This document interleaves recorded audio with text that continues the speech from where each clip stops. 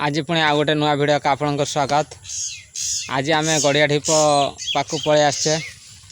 एबे टाइम हम हाँ 4:30 ରୁ 5टा भितर। एबे आम गड़िया पाक जेतु पलि आसचे ये गोटे गच देखिले पूरा नालिया नालिया फल हो जाइए। देखे एगुड़ा है पाताल गरुड़ भी कहती ये औषधटा। ये गचटी बहुत उपकारी।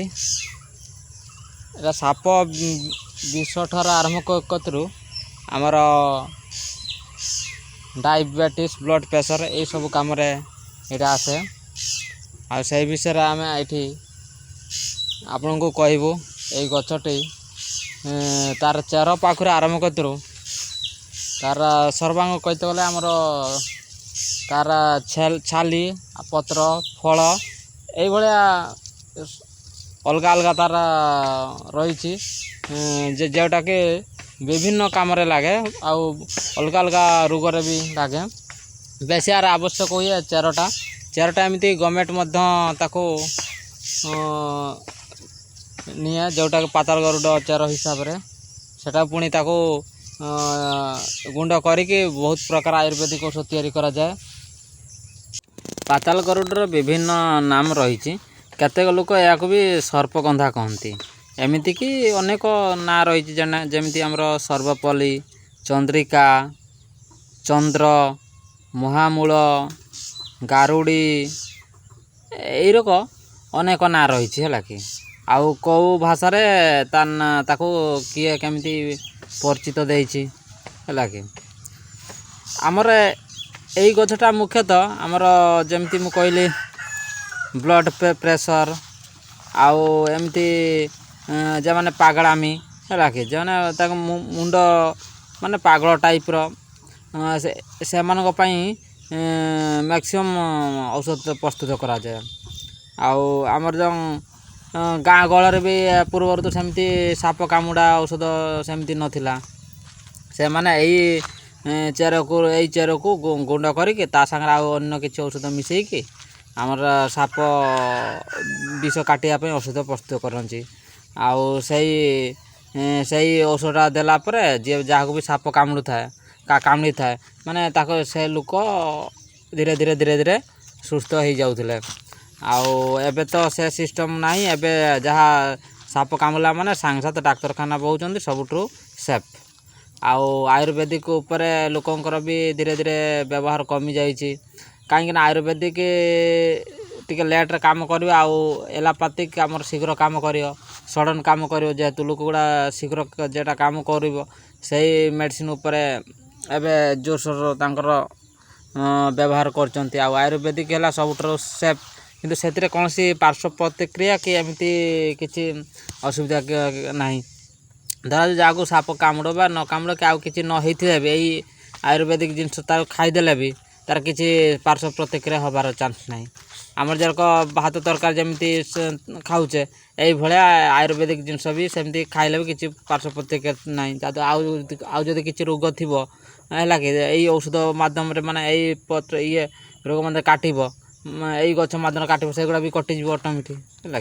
यही एमती बहुत आमर जो बाड़ी बगीचारे कि आमर चारि पाख परिवेश आम गाँ गहल कथा मुझे कहूँ बजार तो यही सब मिलिया बड़ कष्टर किंतु गाँ गहल जमी आम मैंने रोचे गाँ गहल अनेक प्रकार औषध रही जोड़ा कि आम चिन्हने आम निहाती चिन्हवा दरकार कहीं आम भविष्य भी कम आसो।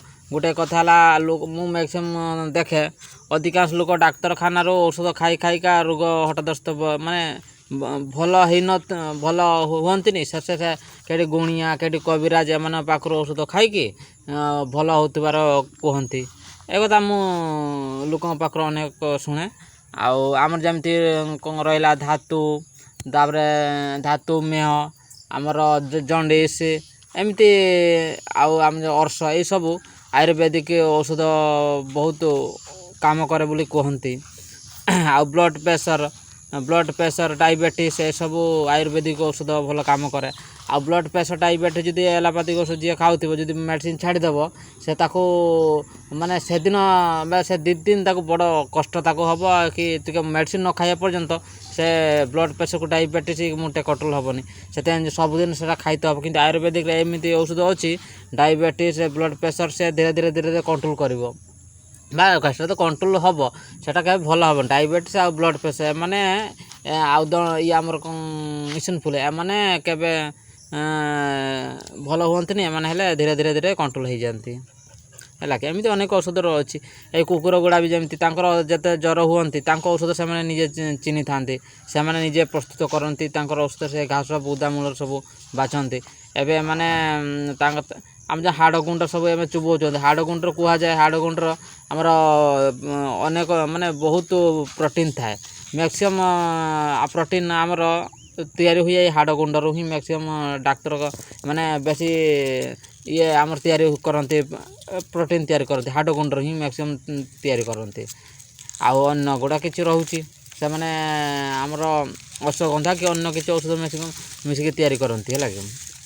ଏଇ ଘାସରୁ ସବୁ ସେମାନେ କୁକୁର ଗୁଡ଼ା ତାଙ୍କର ଔଷଧ ପ୍ରସ୍ତୁତ କରନ୍ତି, ମାନେ ବାଛନ୍ତି। ସେ ଜାଣନ୍ତି ଏଇ ଘାସଟା ତାଙ୍କର ଖାଇଲେ ସେ ଘାସଟା ତାଙ୍କର ଖାଇଦେବେ, ଖାଇଦେଲା ପରେ ବାନ୍ତି କରିବେ, କିଛି ସମୟ ପରେ ତାଙ୍କ ଦେହ ବି ସୁସ୍ଥ। ଏଇଭଳିଆ ପ୍ରତ୍ୟେକ ମଣିଷ ଯେତେବେଳେ ଆମେ ବି ଯେତେବେଳେ ପୂର୍ବରୁ ଡାକ୍ତରଖାନା କି ଆଉ କିଛି ମାନେ ଡାକ୍ତରଖାନା ଏମିତି ସୁବିଧା ସୁଯୋଗ ନଥିଲା, ସବୁ ଲୋକ ଏହା ଉପରେ ନିର୍ଭର କରୁଥିଲେ। ଆଜି ଆମ ଛୁଆ ବି ପଳେଇ ଆସିଛି ଏଠିକି, ମୁଁ ହିଁ ନେଇ ଆସିଛି। ଆଉ ତା ବୁଢ଼ା ବାପା କିନ୍ତୁ ତାକୁ ବୁଲାଏ, ଚାରିଆଡ଼େ ବୁଲାଏ। ଆଜି ତାକୁ କେତେ ଦିନ ହେଲା ମୁଟେ ବାହାର କରୁନଥିଲି, କାହିଁକିନା ଆମର ଏଇ ପାୱାର ଟିଲର ଚାଲିଛି ନା, ପାୱାର ଟିଲର ପଛରେ ମୁଁ ରହୁଛି ସବୁବେଳେ ଯେହେତୁ, ଆଉ ଛୁଆଙ୍କୁ ବୁଲେଇ ହେଉନି। ସେଥିପାଇଁ ଆଜି ଗଡ଼ିଆ ଢିପକୁ ପଳେଇ ଆସିছে। ଆଉ ଆମର ଏପଟେ ବି ହଳ ସରି ଆସିଲାଣି କହିବାକୁ ଗଲେ। ଆଉ ଏଇ ବିଲ କଡ଼ରେ ନା ଆମର ଗଡ଼ିଆ କଡ଼ରେ ଟ୍ରାକ୍ଟର ବି ପଶିଥିଲା। ସେ ପାଣି ଯେହେତୁ ବର୍ଷା ଯେହେତୁ ହେଇଥିଲା ଟ୍ରାକ୍ଟର ବି ପଶିଯାଇଛି, ଏକାଥରେ ପୁରା ଲାଗିଗଲା। ଟ୍ରାକ୍ଟର ଲାଗିଗଲା, ଆଉ ଗୋଟେ ଟ୍ରାକ୍ଟର ଆସିକି ତାକୁ ଘୁଷଉଛି, ତଥାପି ସେ ହେଉନାହିଁ।